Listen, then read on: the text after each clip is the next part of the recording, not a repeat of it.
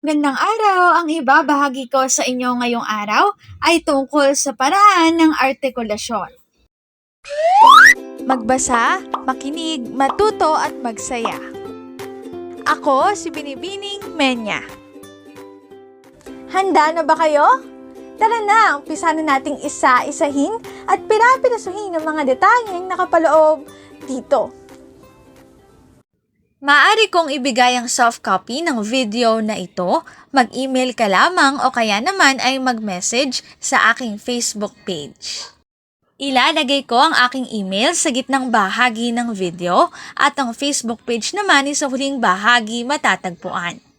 Maraming salamat sa panonood! Tulad ng binanggit ko kanina, ang ibabahagi ko ngayong araw ay paraan ng artikulasyon. Paraan ng artikulasyon. Ito ay tumutukoy sa kung paano pinatutunog.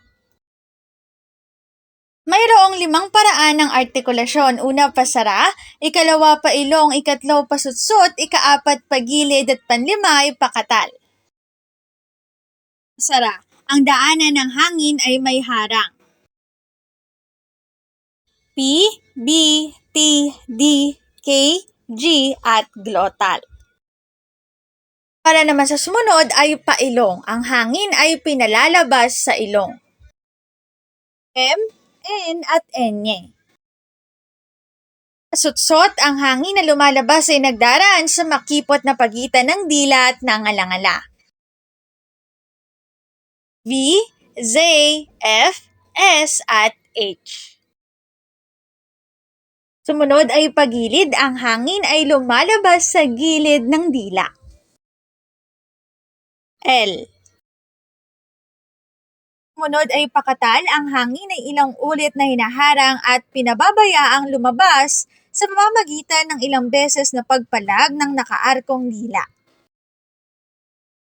R. Paraan ng artikulasyon, dito na nagtatapos ang aking pagbabahagi. Sana ay marami kayong natutuhan. Muli magbasa, makinig, matuto at magsaya. Ako si Binibining Menya. Paalam!